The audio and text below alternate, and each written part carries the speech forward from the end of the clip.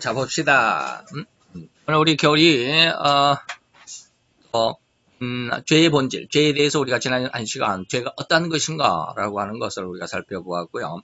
그러한 것 속에서 오늘은 이제 이제 문제를 통해서, 교리적인 이 죄에 대한 내용들을 살펴보는 이제 두 번째 시간, 둘로 나누어서 너무 문제가 길어서 많아서 둘로 나눴다고 그랬죠. 그 두 번째 시간으로 우리가 한번 살펴볼 텐데, 오늘 로마서 12장 12절로 15절까지의 그런 어떤 성경 본문을 가지고 하나님의 말씀에 은혜를 나눠보고자 합니다. 자, 우리 같이 봉독하도록 하겠습니다. 자, 우리 같이 성경을 봉독합니다. 봉독합니다. 무릇 율법 없이 범죄한 자는 또한 율법 없이 망하고, 무릇 율법이 있고 범죄한 자는 율법으로 말미암아 심판을 받느니라. 하나님 앞에서는 율법을 듣는 자가 의인이 아니요 오직 율법을 행하는 자라야 의롭다 하심을 얻으리니, 율법 없는 이방인이 본성으로 율법의 일을 행할 때는 이 사람은 율법이 없어도 자기에게 율법이 되나니, 그런 이들은 그 양심이 증거가 되어 그 생각들이 서로 혹은 송사하며 혹은 분명하여 그 마음에 새긴 율법의 행위를 나타내느니라. 아멘. 아주 중요한 부분이고, 이거 뭐 성경을 이거 안 고쳤네요. 여기 로마서를 고쳐야 되는, 이거 또 어디로 가버렸나요? 죄송합니다. 이것도,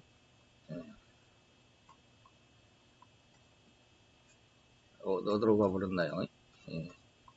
어떻게 처음으로 돌아가 버렸을까요? 참. 성경을 안 고쳤을 거예요.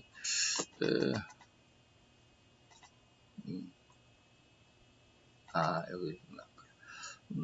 이 말씀이, 신학을 하는, 또, 교리적인 문제를 따질 때, 상당히 중요한 본문입니다.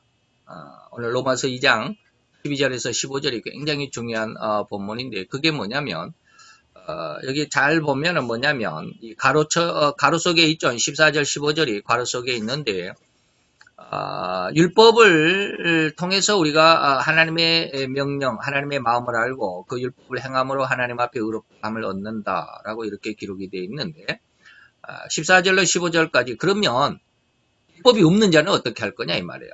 다시 말하면 하나님의 복음을 모르는 자들은 어떻게 할 거냐, 이런 내용이죠. 한마디로 말하면 옛날 이 시대로 보면 아직 복음을 받아들이지 못한 자들, 복음을 내듣지 못한 자들은 어떻게 할 거냐 이 말이에요. 그것이 바로 율법 없는 이방인의 말입니다. 그래서 복음을 한 번도 들어보지 못한 이방인들은 어떻게 그 죄가 있고 없고를 어떻게 따지느냐. 성경이 또 그 하나님의 말씀의 기준이 돼서 그것이 죄가 있다 없다 이렇게 기준이 된다면, 성경의 말씀을 한 번도 들어보지도 접해보지도 보지도 못한 사람들은 그러면 어떻게 할 거야? 그 사람들은 뭐 성경을 몰랐으니까 그럼 다 의인이야? 뭐 이렇게 말할 여지가 너무 많죠. 그래서 로마서 2장 14, 15절이 12절부터 이제 15절까지 굉장히 교리적인 그런 어떤 그 어려운 문제, 이것의 기준, 그것을 해결하는 기준이 됩니다. 다시 말하면 여기서도 이제 이 말을 또 오해하면 아주 굉장한 사람들이 됩니다. 오해하지 않도록 해야 됩니다. 자, 율법이 없는 이방인, 다시 말하면 성경을 복음을 한 번도 들어보지 못한 사람들은 무엇이 그들을 천국과 지옥의 갈림길이 되게 하느냐면 본성 이 말입니다. 본성으로 이 말인데, 쉽게 말하면 양심으로 이 말이에요. 자기 양심이 법이 되는 겁니다. 본성으로 율법의 일을 행할 때는 이게 양심이 법을 준수하게 되면, 일반 법이라도 말이죠. 또 하나님의 법이 안에 들어있기는 하는 것을 우리가 알지도 못하죠. 알지도 못하지만 하나님의 법을 순종할 때 있습니다. 부모를 공경하라. 그러면 우리도 부모를 공경하는데, 그런 성경에 어떤 말씀이 아니면 성경에 말씀이 있다라는 것을 모름에도 불구하고 우리는 부모를 공경하는 윤리적인 어떤 모습이 있죠. 유교적인 어떤 모습에서 우리나라에는 특별히 이런 걸 보면, 이것이 윤리적인 어떤 상황, 어떤 또 유교적인 어떤 그런 뭐라 그럴까, 그런 가르침, 그런 어떤 가훈, 또 그런 어떤 옛날에는 이제 국가 시책이었죠. 유교를 숭상하라, 뭐 불교를 숭상하라, 뭐 이런 거. 국가적인 어떤 시책에 의해서 그렇게 따라서 살아왔다 할지라도 그것이 뭐요? 법이 된다라는 거예요. 예, 법이 된다. 그래서 율법의 일을 행하게 되면 이 사람은 하나님의 율법을 아직은 몰랐어도 자기에게 자기가 그 율법을 행한 것에 대한 뭡니까 기준이 된다 이 말입니다. 그래서 이런 이들은 그 양심이죠. 아까는 이제 14절에 번성 그랬는데 15절에서 그 양심이 증거가 되어서 그 생각들이 서로 혹은 송사하고 혹은 변명한다. 나는 이거 옳다. 그러다 뭐 서로 하죠. 근데 이 말을 15절을 아주 강력하게 잘못 오해하게 되면 자기가 아주 악한 일을 하면서도 자기 마음에는 이것이 옳다라고 생각을 하는 거예요. 뭐 쉽게 말하면 지금 IS 그 이슬람 단체에 있는 사람들은 기독교인들을 죽이는 것이 아주 그들에게는 충성이잖아요. 하나님 자기들의 하나님 알라 앞에 아주 최고의 순교잖아요. 그래서 이란이나 지금 이란에서는 지금 이스라엘을 못 없애서 지금 안달이죠. 이스라엘 니네들은 아주 죽어서 니네들 시체를 묻을 장소도 없게 할 것이야. 뭐 이런 말을 아주 서슴없이 뭐 한다거나 이스라엘을 완전히 다 쓸어가지고 저 지중해에다가 다 쓸어 넣어버릴 거야. 뭐 이런 말을 한다거나 아주 엄청나게 이스라엘을 미워하잖아요. 그렇게 하면서도 자기들은 옳다라고 생각하잖아요. 그러니까 15절이 잘못 오해하면 나는 이런 일을 하고도 이것이 옳다라고 생각을 해버리면 좀 곤란하죠. 어쨌든지 그런 쪽에서가 아니고 우리가 정상적인 어떤 양심, 어떤 윤리적인 어떤 법, 도덕적인 어떤 법을 따른다 할지라도 그 마음이 양심이 천국과 지옥에 뭐가 된다? 기준이 된다 이 말이 오늘 로마서 2장 14, 15절입니다. 이 말을 가지고 우리가 오늘 몇 가지 질문을 통해서 죄란 무엇이고 우리가 어떻게 그것을 대응할 것인가를 한번 생각해 보도록 하겠습니다. 그래서 오늘 죄의 본질 두 번째 시간입니다. 로마서 2장 12절로 15절인데요. 자, 우리가 지난 첫 번째 문제를 봤고요. 두 번째 봅시다. 죄의 본질로 인해서 그것이 도덕적인 악으로 나타나는 상태는 어떨까? 도덕적인 악이라고 말할 때 어떤 것일까? 다시 말하면 하나님 앞에 죄는 뭐라고 그랬어요? 도덕적이다. 이것을 준행해야 돼. 법이라고 하는 것이 딱 기준이 되어 있으면 그것을 준수하고 따라야 할 것이냐, 그것을 따르지 않는 것이냐, 뭐 이런 것이죠. 이것이 도덕적인 것입니다. 우리나라도 헌법에 도덕적인 어떤 법이다라고 말하고자 한다면 그 법을 준행하는 것은 준법이죠. 준도덕이죠. 그러나 그 법을 따르지 않으면 법을 어기는 것이잖아요. 그래서 반도덕적이죠. 도덕적이 되는 것입니다. 이런 것처럼 도덕적이나 다시 말하면 죄라는 것이 어떻게 나타나느냐라고 말할 때 로마서 1장 24절 32절에는 제가 가끔 여러분들에게 말씀드린 하나님께서 3번 버리셨다라고 이렇게 말합니다. 인간을 3종류의 사람들을 버리셨습니다. 왜 버렸을까? 하나님은 끝까지 사랑하신다면서 왜 버리실 수밖에 없을까? 이거 뭐야?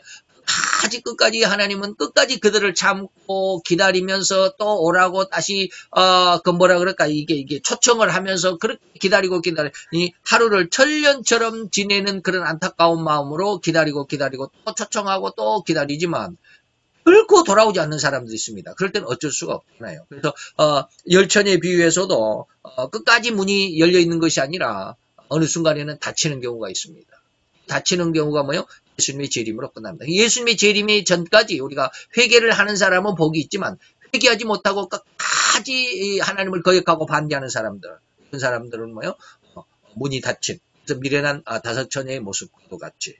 오늘 여기에서 로마서 1장에서 말하는 것은 이 세 종류의 마음은 하나님이 이런 세 종류의 마음에 들어간 사람들은 하나님 앞에 이제 구원받을 수 없는, 스스로가 구원에 동참하지 않는 이 말이에요. 하나님이 구원을 못하시는 것이 아니라 하나님의 부름에 응하지 않았다라는 것입니다. 그 세 마음이 24절에 보면 뭐라고 그랬느냐면 그러므로 하나님께서 저희를 마음의 정욕대로 더러움에 내어버려 줬다. 정욕의 마음에 버렸습니다. 정욕의 마음은 뭐예요? 저희의 몸을 서로 욕되게 했다라는 것이 정욕의 마음입니다. 그래서 뭐예요? 쉽게 말하면 한마디로 말하면 동성애입니다. 서로 몸을 욕되게 했다라고 하는 것은 남자와 여자가 한 부부를 이루는데 남자는 남자끼리 여자가 여자끼리 하는 것. 이 동성애죠. 이것을 뭐예요? 정욕의 마음이에요. 하나님의 법에 따르지 않고 자기 육신의 정욕에 따라서 이 말이에요. 이는 저희가 하나님의 진리를 거짓 것으로 바꾸어서 피조물을 조물주 하나님보다 더 경배하고 섬기는 것은 육체적인 어떤 쾌락이 더 좋다. 하나님보다는 더 좋다. 이것이 바로 동성애의 가장 근간입니다. 그래서 주는 곧 영원히 찬송할 이시고 찬송을 받으실 분이다라고 하는 것을 다시 한번 강조하고 있고요. 26절에 가보면 이를 인하여 하나님께서 저희를 부끄러운 욕심에 내어버려 두셨다. 정욕의 마음과 두 번째는 뭐야? 부끄러운 욕심에. 이것은 뭡니까? 저희 여인을 순리대로 쓸 것을 받고 영리로 썼다. 이게 동성애죠. 정욕의 마음을 제가 조금 그 동성애로 잘못 설명을 잘못했네요. 정욕의 마음은 자기 여기서 말하는 것은 뭡니까? 여기 앞에 있죠. 피조물을 조물주보다 더 경배하고 섬긴다라고 하는 것은 세상을 더 사랑했다 이 말입니다. 세상적인 거. 이것은 사단이 예수님에게 나와서 세 번째의 유혹이 뭐였습니까? 천하만국 그 영광. 세상의 모든 것들이 너무 좋게만 보여지게 하고 그것으로 세상의 것들을 명예와 권세와 이권들을 얻하고자 하는. 그래서 내게 절하면 내가 이 모든 것을 내게 주겠다. 네가 얻고자 원했잖아. 내가 너에게 줄게 하고 하는 것이죠. 이것이 뭐예요? 정욕의 마음, 세상을 더 사랑했던 마음입니다. 그리고 이제 앞에서 몸을 서로에게 욕되겠다는 말을 제가 얼핏 해가지고 부끄러운 욕심 이게 동성애로 잘못 설명을 했는데 부끄러운 욕심이 뭐요? 여인들 순리대로 쓸 것을 받고 영리로 했다. 여자가 순리는 뭐요? 여자는 남자에게, 남자는 여자에게. 이게 부부로 하나님께서 가정을 만들도록 허락을 하셨는데 여자가 여자로, 남자는 남자로. 이것이 뭐요? 동성애입니다. 이거 영리다, 순리가 아니고 영리다라고 하는 것입니다. 이와 같이 또한 남자들도 역시 마찬가지. 남자들도 순리대로 여인 쓰기를 버리고 서로를 향하여 음욕이 불릴 듯했다. 이것이 바로 이제 동성애죠. 그래서 남자가 남자로 더불어 부끄러운 일을 하고 성적인 관계를 남자가 남자로 더불어 여자가 여자로 더불어. 그래서 저희들의 그릇됨을 상당한 보응. 이것은 이제 기독교에서는 뭐라고 그럽니까? 이걸 에이즈라고 그러잖아요. 동성애에서 에이즈가 특히 많이 발생을 하죠. 이렇게 하는데 뭐 중에 일부라고만 하지 저는 정확하게 그라고는 말씀드릴 수는 없습니다만은 어쨌든지 그중 일부는 될 수 있습니다. 우리가 흔히 말하는 이제 요즘에 에이즈 그것이 동성애에서 많이 나타나죠. 특히 남자들에게서 많이 나타납니다. 28절 그 다음에 세 번째입니다. 또한 저희가 마음에 하나님 두기를 싫어했다. 하나님을 마음에 두기를 싫어했어. 그래서 하나님께서 저희들을 무슨 마음이라고 그래요? 하나님 두기를 싫어하는 마음을 상실한 마음이다. 라고 이렇게 말합니다. 그래서, 상실한 마음에 이제 하나님 앞에 합당하지 못한 일을 하게 하셨으니, 그 합당치 못한 마음이 뭐예요? 이게 갈라디아서 5장에서도 나오는 말이죠. 모든 불의, 수악, 탐욕, 악의가 가득한 마음, 시기, 살인, 분쟁, 사기, 악독이 가득하고 수근수근하고 비방하는 자가 하나님을 미워하고 하나님을 능력하고 교만하고 자랑하는 마음에 악을 도모하는 자고 부모를 거역하는 자고 우매하고 배약하고 약은 뭐요? 약속을 밥 먹듯이 깨는 사람들이 있죠. 그 다음에 무정하고 무자비하고 저희가 이 같은 일을 행하는 자를 사형에 해당한다라고 하면서도 자기들만 그렇게 하는 뿐만 아니라 또한 그 일을 하는 자를 다 옳다고 한다. 이런 쉽게 말하면 그 죄악 가운데 있는 사람들은 죄악 가운데 있는 사람들을 다 부추겨 주잖아요. 너 잘했어. 네가 최고야. 상대방을 한번 쓰러뜨리고 오면은 상대방을 한번 제압하고 오면 야 네가 최고야 막 그러잖아요. 또 그런 마음이 없지 않아 있어요. 남에게 지는 것은 인간은 뭡니까? 천하만국과 그 영광에 유혹되어 있기 때문에 남에게 지는 걸 굉장히 싫어합니다. 없는 사람이 없어요. 이것이 목회자들에게도 이 마음이 있어가지고 굉장히 두려운 결과를 나타낼 수밖에 없는데 정말 두려워해야 합니다만은 하나님은 뭐라고 그랬어요? 나 자신을 희생해서 남을 살리는. 네가 뭐라고 그랬어요? 내가 너를 세상에 보내는 것은, 내가 너를 목사로 부른 것은, 내가 너를 전도사로 부른 것은 무엇 때문에? 너를 양을 이리 가운데 보내는 그런 격이다. 근데 우리는 뭐요? 이리가 아니라 오히려 사자가 되려고 하잖아요. 호랑이가 되려고 하잖아요. 그래서 이리를 그냥 한 방에 그냥 다 쳐서 물질러 버릴 수 있는 그런 능력을 얻기를 원하잖아요. 목회자들도 그런 마음들 다 있습니다. 그게 죄악이라고 하는 것을 전혀 모르고 있죠. 오히려 그렇게 해가지고 얻는 것들을 하나님의 축복이라고 하나님의 능력이라고 생각하는 게 정말 안타까운 모습인데 그렇습니다. 자, 여기에서 저는 무엇을 보았느냐면 하나님께 세 종류가 버림을 받는 것이 있었습니다. 곧 다시 말하면 지금 상실한 마음이고요. 그 다음에 두 번째는 부끄러운 마음이고요. 세 번째는 정욕의 마음입니다. 정욕의 마음에는 하나님을 대신할 우상과 피조물을 다 섬기고자 세상을 다 사랑하고 세상에서 명예와 권세를 얻고자 하는 하나님을 떠나서 이 말이죠. 세상을 더 사랑하는. 부끄러운 것은 뭡니까? 동성애입니다. 이성을 버리고 동성 간의 성적인 교제로. 그래서 이것은 하나님의 진노의 표정. 이것이 소돔과 고모라의 하나님의 멸망의 가장 큰 근본적인 원인이 바로 이 동성애입니다.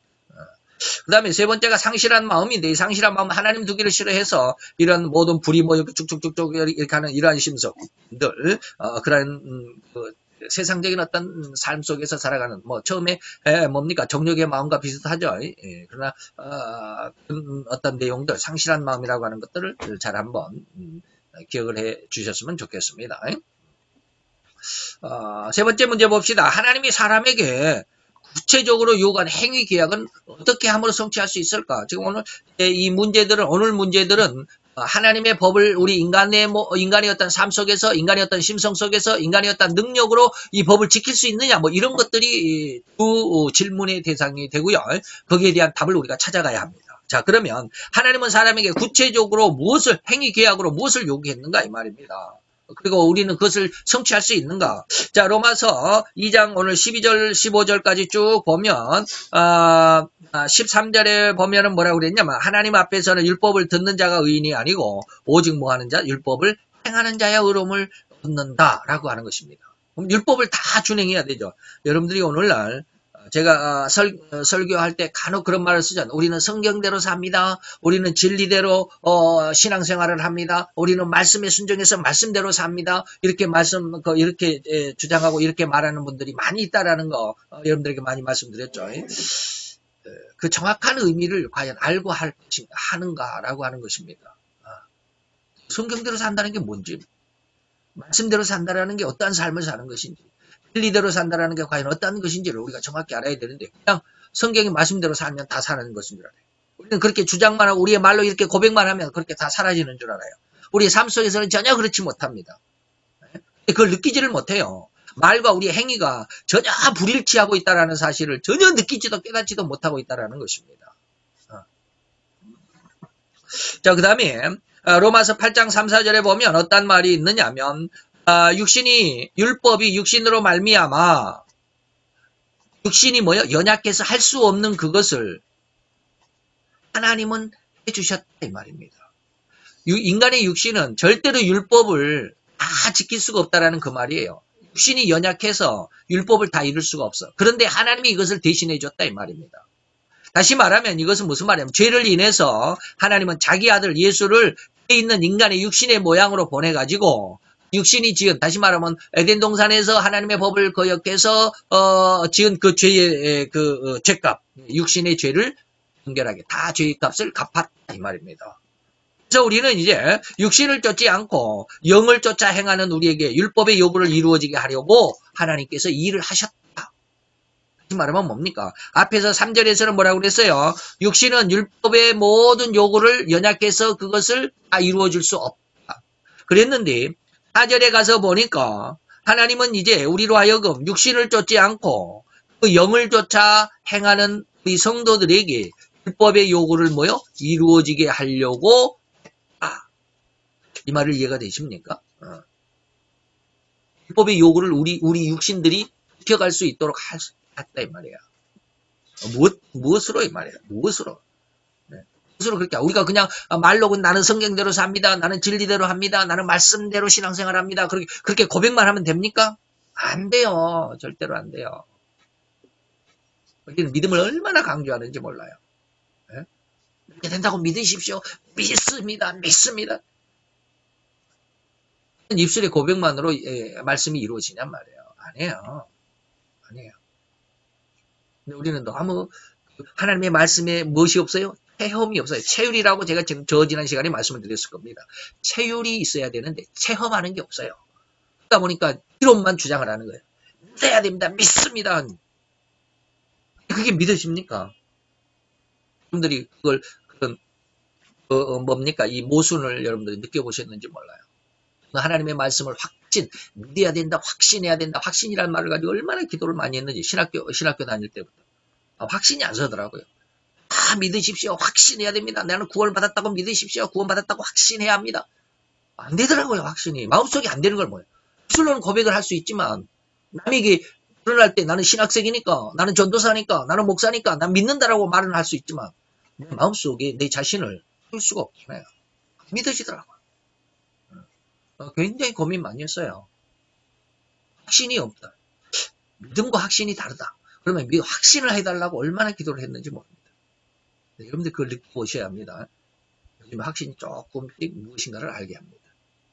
이게 뭡니까? 이제 여기서 말씀드립니다. 율법, 다시 말하면 하나님의 법을 준행해야만 우리가 여기서 죄에 대한 그 뭐라 그럴까 요구 행위를 우리가 다 이룰 수 있다. 우리가 요구하는 것을 다 이루어 가지고, 다시 말하면 율법이 요구하는 것을 다 이루어서 죄를 이제 없이 하는 이러한 모습. 예, 이것이 뭡니까? 다시 말하면 하나님의 법을 준행해야 된다. 근데 준행이 됩니까? 안 됩니다. 말로는 할 수 있어요. 그러나 실제적으로 우리 마음속에서는 그건 못합니다. 그러나 율법을 준행할 수 있는 근간이 뭡니까? 인간의 마음이 아닙니다. 인간의 입술의 고백이 아니다는 거예요. 이때로 하나님은 두 가지를 거치게 했습니다. 첫째는 예수 그리스도의 십자가의 능력을 거쳐야 됩니다. 그리고 더 나아가서 여기서 끝나는 게 아니고, 십자가에서 끝나는 게 아니고, 더 나아가서 보혜사의 성령의 3대 사역, 다시 말하면 3대 책망이죠. 죄에 대해서 책망, 의에 대한 책망, 심판에 대한 책망을 받아야만이, 이 책망으로 인해서 성도들은 멸망이 아니라, 책망을 하니까 너 이놈하고 그냥 꼴밤 주니까 그냥 그렇게 혹이 나는 그런 어떠한 책망이 아닙니다. 멸망의 책망이 아니에요. 오히려 이 3대 본능으로의 전화위복이 되는 은혜로 말미암아 성장하게 되는 것이 책망입니다. 하지만 우리의 모든 잘못된 것을 다 털어내고 거기에 하나님의 날개를 붙여주시겠다는, 이게 회사의 3대 사역입니다. 네가 죄에 대해서 잘 몰랐지? 이게 다 네가 예수 그리스도의 십자가 앞에서 너의 모든 죄를 용서를 받아서 구원을 받았다 할지라도 네 속에 아직도 죄가 있잖아. 아직도 그 죄를 네가 모르잖아. 이걸 다 털어내야 돼. 다 털어내는 게 죄에 대한 책망입니다. 하나님의 의에 대한 책망, 하나님의 진리에 대한 모든 것들을 다 알게 하십니다. 다시 말하면 한 가지 단적으로 이야기하면, 우리가 요한복음 13장에 보면 예수님이 세족식을 합니다. 세족식은 예수님께서 우리를 겸손하게 하는 겸손의 표본이 아니다라는 거예요. 우리는 너무 표본이라고만 생각하잖아요. 예수님이 제자들의 발을 씻기기 위해서 물을 직접 떠왔습니다. 그리고 제자들의 발 앞에서, 제자들 의자에 앉아 있는데 제자들의 발 앞에서 무릎을 꿇으셨습니다. 그리고 그들의 발을 씻겨 주셨습니다. 발을 씻기는 것은 종들만이 하는 그런 행위입니다. 그러면서 그렇게 겸손하고 봉사하고 희생하는 이 모습만을 굉장히 부각을 시키잖아요. 요한복음 13장에 가면 그걸 부각시키지 않는 목회자들이 없습니다. 다 그렇게 합니다. 그러나 그게 아니라는 거예요. 그게 아니에요. 지금 겸손을 지금 제자들에게 보여주는 게 아니에요. 뭘 보여줘요? 죄의 용서를 보여주는 거예요. 죄를 내가 이렇게 용서해. 내 발에 묻은 때를 씻겨주는 것은 뭐예요? 너희 죄를 씻겨주는 거야. 죄를 씻겨주니까 너희들도 서로 발을 씻겨줘라. 서로 죄를 용서해줘라. 이 말이잖아요. 내가 선생으로 너희들에게 본을 보였잖아. 내가 주이지만, 내가 하나님이지만 인간이 더럽고 추악한 인간의 죄를 다 이렇게 용서하잖아. 내가 너희들의 발을 씻었잖아. 너 서로 죄를 용서해줘라. 이거잖아요. 이게 뭐요? 이에 대한 책망입니다. 정확한 하나님의 진리를, 정확한 하나님의 뜻을, 정확한 하나님의 의를 좀 알라는 거예요. 예수님은 의에 대한 설명이 뭐예요? 내가 죽어서 다시 아버지께로 가니 너희들이 나를 다시 못 봐. 이것이 예수님께서 해석해 주신 말씀인데, 이건 뭐예요? 너희들이 지금 가지고 있는 그런 신앙으로는 나를 볼 수가 없어, 이 말이에요. 너희들이 쉽게 말하면 너희들이 천국에 입성하지 못해. 구원받지 못한다는 거예요. 쉬운 말이잖아요. 의에 대한 책망이. 쉬운 말이 아니에요. 심판에 대한 책망, 세상 왕을 예수님이 이기셨다. 어떻게 이기셨느냐? 그 권능이 너희들에게 있어야만 해요. 세상을 이기는 권능, 천하만국과 그 영광을 이기는 권능이 내가 너희들에게 준 것인데, 내가 이것을 이기고 그 이김의 권세를 내가 너희들에게 준다고 그랬잖아. 그것을 너희들이 요구를 하고 너희들이 받아야만 한다라는 거예요. 그래서 우리가 뭐요? 정복하고 다스리고, 그래서 정복하는 것이 무엇이고 다스리는 것이 뭐예요? 마태복음 10장 1절에 가보면 뭐예요? 더러운 귀신을 쫓아내고 그들을 중복하고 그들을 다스리고 그들을 억압시키는 것. 압제할 수 있는. 귀신을 쉽게 말하면 포승줄로 묶을 수 있는. 뭐야 그래? 제압한다 그러잖아요. 성령을 제압하고 사단의 어떤 그 모든 활동을 제압할 수 있는. 이것이 뭘로만 가능할까요? 하나님의 말씀으로만 가능합니다. 절대로만. 물론 기도가 있지만 기도를 먼저 꺼내기 전에 저는 말씀을 합니다. 왜? 말씀 앞에는 사단은 절대 길을 펼 수 없습니다. 말씀이 뭐예요? 청결하고 거룩한 자에게 주어지잖아요. 마음이 청결한 자는 하나님을 본다. 자, 그렇습니다. 자, 이렇게 해서 예수 십자가의 대속의 은혜와 더불어서 뭐를? 보혜사의 성령님의 3대 책망을 받음으로 인해서 성도는 완전한 율법을 준행할 수 있는 사단을 이기는 예수님의 이김의 권능을 입니다. 이렇게 됐을 때 오늘 3번의 문제, 우리에게 요구한 율법에 요구한 행위 계약이 우리에게 이루어질 수 있습니다. 굉장히 중요한 질문이고 대답이라고 저는 봅니다. 네 번째입니다. 죄성. 죄성은 뭐예요? 우리 심령 속에 들어있는 죄성을 규정하는 척도가 율법이라고 할 때 율법의 목적은 뭐예요? 대답이 나왔잖아요. 죄를 규정하는 것이다. 율법의 목적은 뭐예요? 죄를 규정하는 거예요. 답이죠. 답이 질문에 나와 있죠. 자, 봅시다. 로마서 3장 20절에 보면 그러므로 율법의 행위는 그의 앞에 의롭다. 하나님 앞에 의롭다 하심을 얻을 육체가 율법의 행위로는 성경대로 삽니다. 말씀대로 삽니다. 진리대로 삽니다. 뭐가 성경이고 뭐가 말씀이고 뭐가 진리냐. 입으로만 막 되뇌이고 고백한다고 그래서 이게 다 되는 거냐. 아니다. 그런 것은 하나님 앞에 의롭다 여김 받을 육체가 하나도 없어요. 단지 그 율법으로는 뭐예요? 죄를 깨달을 뿐이야. 네. 로마서 5장 13절에 보면 죄가 율법이 있기 전에도 세상에 있었습니다. 다시 말하면 하나님의 율법, 다시 쉽게 말하면 십계명을 어디에서 주었어요? 시내산에서 줬잖아요. 모세에게. 근데 죄는 어디서 나왔어요? 창세기 3장에서 죄가 나왔잖아요. 네? 네. 그게 그 말이에요. 쉽게 이야기하면 그거예요. 율법이 있기 전에도 세상에 죄가 있었다. 갑자기 그냥 다시 시작합시다. 자, 로마서 5장 13절에 죄가 있기 전에 죄는 율법이 있기 전에도 세상에 있었다라고 하는 것이죠. 그 다음에 야고보서 2장 9절로 10절로 보면 만일 너희가 외모로 사람을 취하면 이 말이 뭐요? 돈을 쓰면 이제 거룩한 사람처럼 그냥 좀 능력이 실력이 좀 권세가 있는 사람처럼 외형적으로 외모를 보고 이 말이죠. 너희 외모로 사람을 취하면 죄를 짓는 것이니 율법이 너희를 범죄자로 정하리라. 하나님은 우리의 외모를 보시지 않는다라고 그러시잖아요. 저도 외모를 보게 되더라고요. 왠지 모르게 그렇게 돼요. 인간은 죄성이기 때문에 하나님 하지 말라는 걸 꼭 해야만 해요. 근데 이제 우리 마음이 아까 말씀드렸던 보혜사의 3대 사역의 은혜, 3대 그 책망의 은혜를 받으면 의를 알기 때문에 사람이 외모로 보이지 않는다고 그래요. 그래서 스승님은 그렇게 그마다 그런 말씀을 하셔요. 저는 그렇게 안 보이더라고요. 아직은. 아주 그냥 안타까움은 없지 않아 있지만 좀 외형적으로 좀 힘든 사람들 있잖아요. 그걸 보면 안타까움은 마음이 있으되 그 사람들이 거룩하게 보이지는 않다. 아직은 제 마음이 거룩해지지 않아서 그런 것 같아. 자, 오늘 이렇게 보면 우리 마음속에 이미 외형을 보고 사람을 이렇게 판단하는 그런 어떤 기준을 갖고 있기 때문에 그 기준이 뭐예요? 죄다라고 하는 거예요. 죄가 있기 때문에 그렇게 외형을 보고 판단하는 거죠. 자, 여기에서 보면 율법은 뭐예요? 죄를 깨닫게 하는 것입니다. 상대방의 어떤 외형을 보고 저 사람을 이렇게 내가 잘해줘야지. 저 사람에게는 좀 잘해줘야지. 뭐 이런 거 있잖아요. 그렇게 하면 너는 이미 죄인이야 이 말이에요. 그래서 율법은 뭐요? 죄를 깨닫게 합니다. 그래서 죄라고 지금 말하잖아요. 사람을 외모로 취하면 너희는 벌써 죄를 짓는 것이다. 율법은 뭐요? 죄를 깨닫게 하자. 알게 하잖아요.